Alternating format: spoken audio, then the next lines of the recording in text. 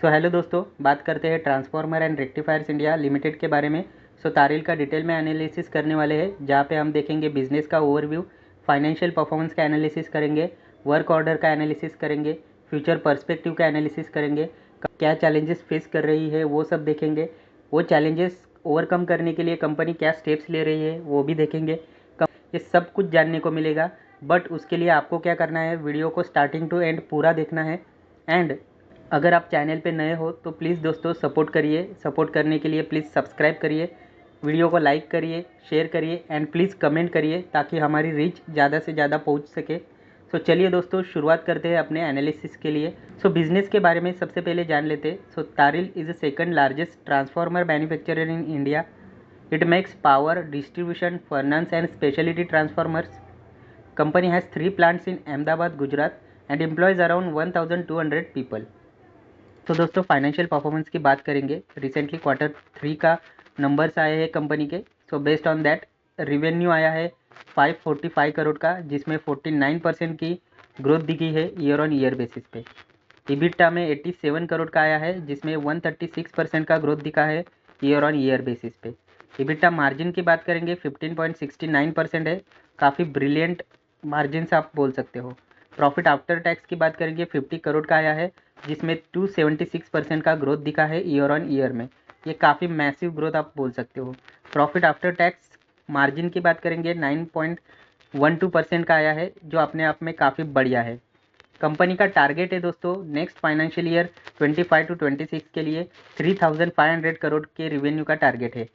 आपको बता दूं, फाइनेंशियल ईयर 24-25 के अभी 9 मंथ्स पूरे हो चुके हैं और ये 9 मंथ्स में कंपनी को 1800 करोड़ का रिवेन्यू हो चुका है। एंड नेक्स्ट 12 मंथ्स के लिए कंपनी का टारगेट 3,500 करोड़ का है। यानी आप समझ लीजिए कि आने वाले क्वार्टर्स में भी आपको रिवेन्यू, नेट प्रॉफिट में ग्रोथ ही दिखने को मिलने वाली है। कंपनी के order book and future growth के बारे में डिस्कस करेंगे। न्यू ऑर्डर इन Q3 मिले हैं 631 करोड़ का।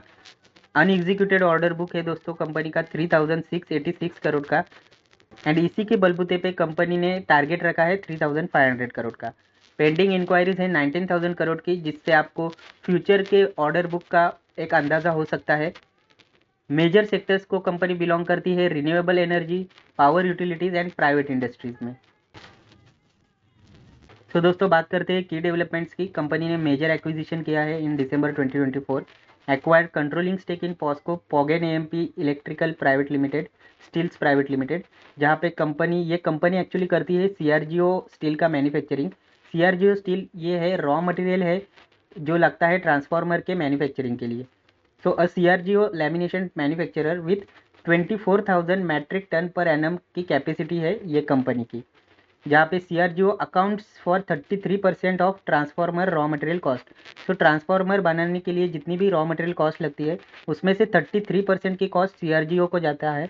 तो आप समझिए, अगर कंपनी ने इतनी बड़ी कंपनी, इतनी इंपॉर्टेंट कंपनी का एक्विजिशन किया है, तो इससे होगा क्या, कंपनी के आपको कॉस्ट रिडक्शन देखने को मिलेगा कंपनी में, जिससे कंपनी के मार्जिन्स इंप्रूवमेंट होंगे और अल्टीमेटली नेट प्रॉफिट्स में इंप्रूवमेंट आपको दिखाई देगा।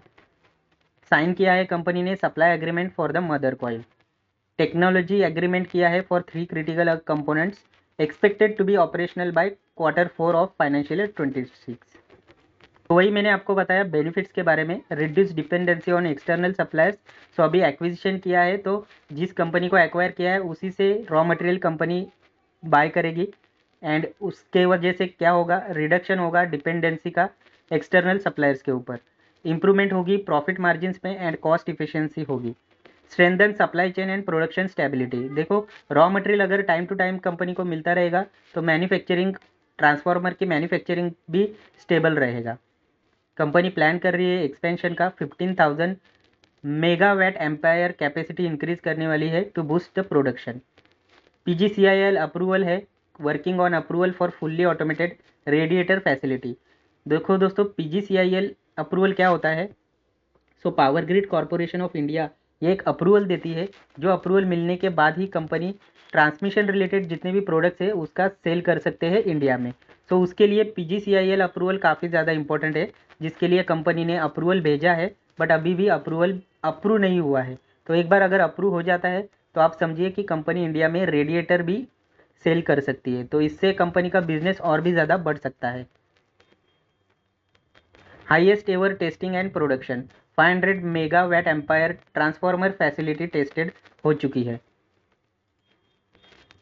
सो ये सिंपल एक्सप्लेनेशन में आपको बताता हूँ। ट्रांसफार्मर हीटअप करता है ड्यूरिंग ऑपरेशन, जिससे हॉट ऑयल मूव्स होता है into radiator through pipes. Radiator cools the oil either naturally और using fans. Cool oil return to the transformer keeping it at a safe temperature. So company को radiator facility क्यों important है? They are setting up an automated radiator plant. Once PGCIL, जो मैंने आपको पहले बताया, approves it, they can supply radiators for India's power projects. This helps reduce cost and increase profits.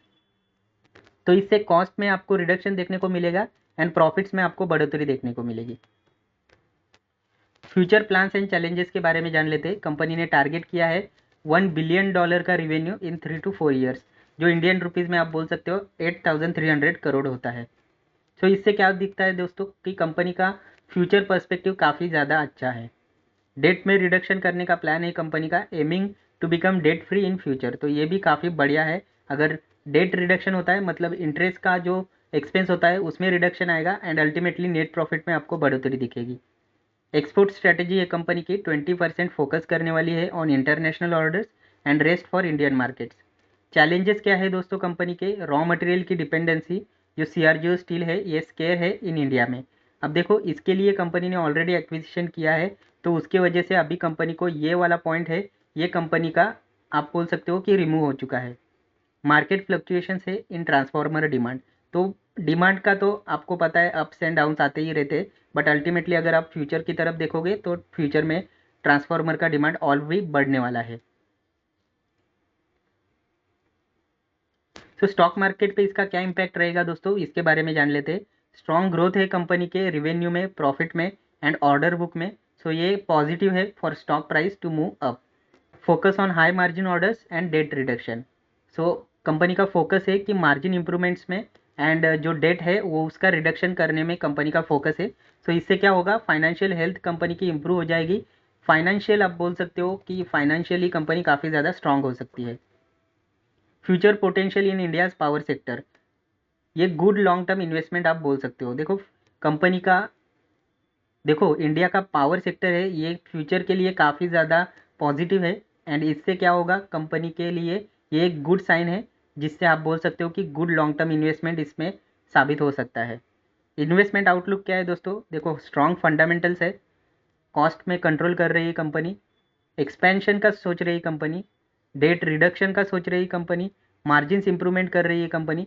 सो इसका मतलब क्या है कि लॉन्ग टर्म ग्रोथ में आपको पोटेंशियल काफ़ी ज़्यादा है। And if TARIL execute well, it could become a dominant player in India's power sector. So yes दोस्तों, आने वाले फ्यूचर में कंपनी को और भी ज़्यादा प्रोजेक्ट और भी ज़्यादा ऑर्डर्स मिल सकते हैं, जिससे कंपनी अपना मार्केट शेयर काफ़ी अच्छा बढ़ा सकती है इंडिया के मार्केट में। सो डोमिनेंट प्लेयर बिल्कुल हो सकता है इंडिया के पावर सेक्टर में।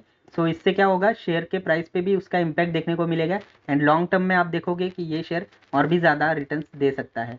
बात करते हैं एक बार वैल्यूएशन की। तो देखो दोस्तों, कंपनी का P90 का चल रहा है एंड आपने रिसेंटली देखा कि जो निफ्टी में जो फॉल आया है, सो उसी के वजह से शेयर प्राइस में भी आपको बढ़िया सी सेलिंग देखने को मिली है।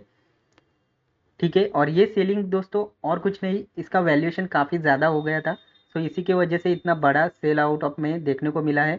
ऑलमोस्ट आप ऑल टाइम हाई से देखोगे तो ऑलमोस्ट हमें